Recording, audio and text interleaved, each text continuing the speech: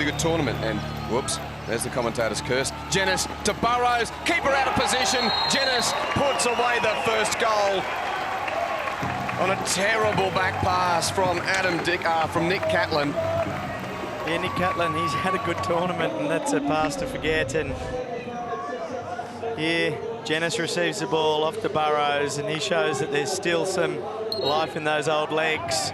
He puts it straight back to Jenas, and he makes no mistake with a good one-time low backhand shot on goal. Smith for Shingles, and he for Cheeseman with 2 on him. He does well, Darren Cheeseman. Chance to shoot and score! England finds an equaliser, and it's the tall Londoner, Darren Cheeseman, with the opening goal for England. Now, I've been saying throughout the half that New Zealand, they need to maintain their intensity in defence. They haven't been taking their chances at the other end of the field, and England, they get a half chance through Darren Cheeseman, and he makes no mistake. That's really well executed. The other end, Coughlin had a chance to put it up. Shaw. Well tackled. Good work from Gleghorn, and now Edgerton follows up. And England can counter now. He's got Willars. A long way from home, the defender, and it's in off the deflection of the captain, Middleton. I think it was Barry Middleton that got the last touch. Nonetheless, England to the lead, with Ollie Willars, one of the young players, teaming with the champion captain. And that's a great example of what I was speaking about a moment ago. Attack the fringes of the circle rather than through the head of the circle. And you can create the angles to have the shot, create the angles to go for the deflection. This is a wonderful example of how England were able to change the point of the attack, get at the fringe of the circle and score. A lot of players around here, and this is where the structure needs to come into play. As New Zealand working from left to right. Shaw to McAleese. He's winding up. Great low stick.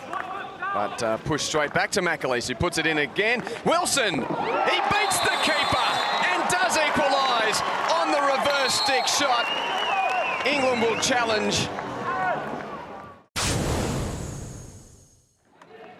It's improved, but it can still go even further. I think where there's having no influence on the game, the whistle doesn't need to be blown. On the other hand, you do still need to protect the ball carrier. Oh, big chance now for the Belgians. They couldn't quite get the push going, but it's trickled in. It's a goal!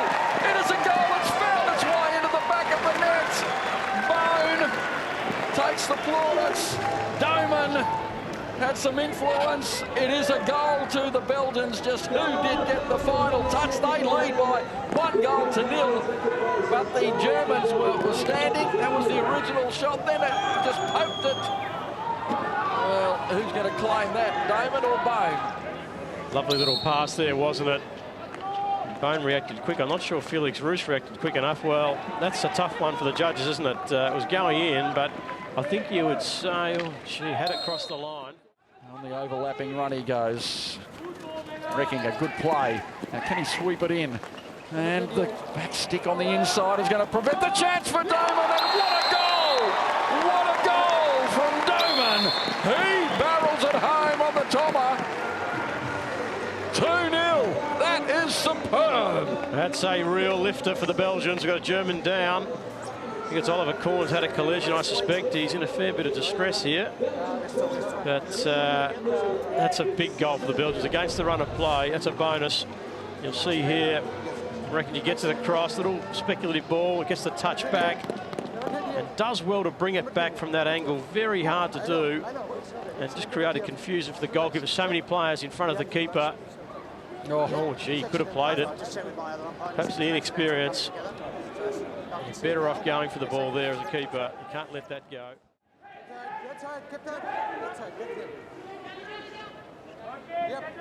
You've got to get it back on the right spot. Oh, poor pass and a slap straight in the back. Sebastian Dokier exploits a very poor effort in the German defence. The coach will be fuming, and they have a 3-0 lead. It was well taken by Dokier, who scored twice against Australia. Well, he added one here, but he had a clear blow. Oh, what a finish. That is fantastic. Absolutely spot on. He's hit it low and hard to the far side. And if you talk to your young forwards in coaching, that's where you want to shoot. It's the hardest one to save for a goalkeeper. Poor pass it was from the Germans, but the finish was exceptional. That was the lift at the Belgians. Germany. Patrick Schmidt on the far post waiting for the ball. And he's the man. Schmidt scores. Oh, well done. Just a classic German goal against the run of play. So efficient. First time they've been in the circle. Looked like it was going to go harmlessly over, but they made sure they got numbers to the hot spot. You'll see here the change of direction. That's what opened up the defence. And the second forward, so important, have two options on a different line, just sitting there with a stick laid down. So simple. German specialists are coming back in matches. It's just flung in, takes a deflection. It's a goal. Forster playing the numbers. And Fwerk is the man who has come up with the definitive touch. And there it was. He was just ghosting in the outer reaches of the circle. Swept back to Versch again. And in, looking for the deflection. Leach was there, slid in. They score again, scores a level. 3-3. Brilliant play from the Germans. Swarming attack, they've done ever so well. And they come up with the equaliser with 10 minutes to go. And the Belgians bewildered at the moment. Well, you just shake your head at the class here. The way they just shifted the ball, they kept Polk forward there. He's a right defender, he did the right thing. He didn't shoot himself, put it across the face, and there's Schmidt again in the right spot. 3 times in this half, he's been there for 2 goals. Just a little movement of the forwards, pulls the defence out. And in fact, it may have been Grambush on the dive. Close quarters play. Releases quickly this time. They were coming at him. Forster, oh, great trap under pressure. He rolls it forward, picks up Miltkow. Beautiful play. Daker's away to the left. Miltkow into the circle. This is dazzling play. Daker on the Tomer. He was looking to unload. The keeper out. No keeper home. It's steered in for the goal that takes them to the lead. It's 4-3. Wonder play from the Germans all around. They have Polk, scored. I think it is. I think it is Polk. The right defender has kept running across the field. Not quite sure what Van Asch was doing to goalkeeper. He went out to meet Deaker. You'll see him come out here, rushes out, makes the save, but then leaves the goal unturned. It is Polk. Moritz Polk. Well, I think he's realised the keeper's out and he's just going to get this ball towards the net. And smart thinking, open goal. So it's Alexander de Sadlier to level the scores from the penalty stroke. He moves in. Goal! Scores level. 2 to go. Crowd's happy. Gee, the keeper nearly got a touch on that, didn't he? Gets home. It's going to mean some more hockey. Just over the right glove, but did enough. Versch takes the central defensive position and comes to try and control Thomas Brills. Oh, they score! They win! A magnificent goal! The Belgians take 5th position and qualification to the next Champions Trophy. You'd think they'd won the tournament. What a goal to finish. Stacks on the mill. The final score, Belgium beating Germany by 5 goals to 4.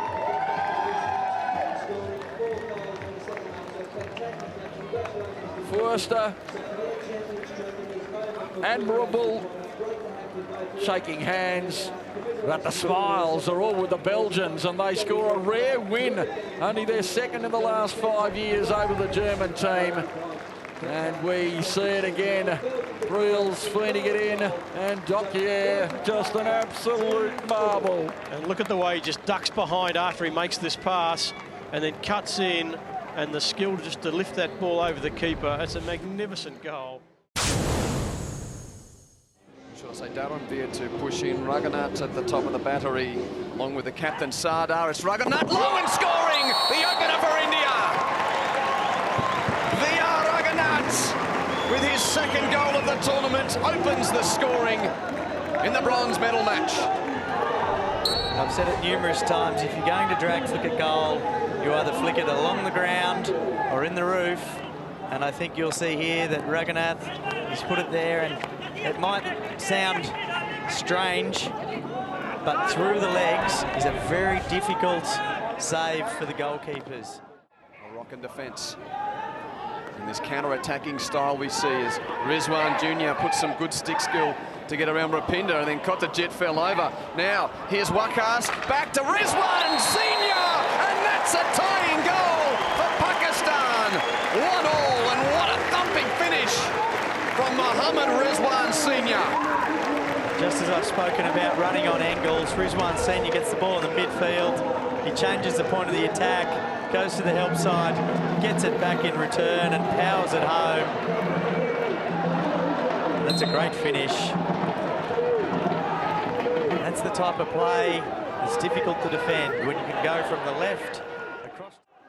On screen, and we spoke about it opening up. Well, they must have heard you. A bit more free-flowing in midfield. Very clever ball from Abbasi to Shafkat Rasul. Shafkat still. He's got a man down low. It's Waqas. Back to Shafkat. Play on. Goal! Shafkat Rasul puts Pakistan in front. It was 5-on-5 in the defensive half for India, and Pakistan, all they had to do was stretch the field, find the space. They did exactly that. Shafkat is a genius on the ball. He was able to thread it, find the player down low, and then it returned to him. And on the bounce, he was able to put it past the Indian keeper. Great strike. Well taken. Mohammad Imran, as well as Atiq. It's Atiq, and he seals the game with a powerful low drag flick. And the bronze medal's heading to Pakistan.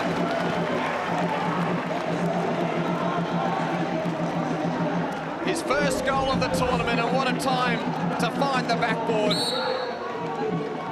Atiq, he's been a valuable player for the Pakistani junior team, and he showed that he's got the ability at the top level with that powerful drag flick. The difference between the two teams, we saw before Mohammad Imran making a save on the line for Pakistan. Absolute plethora of blue shirts await. It's Rapinda, and he jams it home with the last play. But consolation, though, for India, because Pakistan is the bronze medalist for the Melbourne Champions Trophy in 2012. The Netherlands with an opportunity to take the lead, and it is scored beautifully by Bart. He has raised it high. They take the lead by 1-0. It was a superb strike, and they draw first blood. So often the Dutch have been good at penalty corners. I've got a feeling here Andrew Charter and Kyle Brown may have gotten each other's way. Charter in the end didn't really go with the ball. Wasn't sure if it was Kyle Brown's ball. And that flick probably should have been saved given the height it went. It was a good flick, but certainly not the hardest flick we've seen this tournament. They line up the Australians. It's going to be back now. Oh, a little mistrap, but away to Gubbers. Teased away, slid in beautifully by Ford. That's a great goal. It's a wondrous goal for the Australians. They level it up, and it's Rusty Ford with a sneaky alternative after the ball trickled outside the circle. I'm not entirely sure that was meant, but the recovery was brilliant. I think the word wondrous is the right one, Wilco, because that wasn't the set play. It was the alternate. Once you missed the trap, the idea is to roll it wide, and it gets underneath Stockman. That's the key. And Ford kept it along the ground. He can't slap that above the keeper, and was quick enough to get it under him. And they race up too, the Australians. Well, that was an error in goal, you'd have to say, but it's not going to be costly, is it? No, it's a 16-yard. Baisley, well, he had no way of knowing that it come off the player. Forward, Ockenden, oh, mesmerising again from Ockenden. It's glued to his stick, feeds it back in. Well done to White. Forward now to Gubbers. They queue up the Australians on the top of it. Oh, yes! Oh, yes! Oh, yes! What a goal! What a win! The Australians celebrate! A master strike!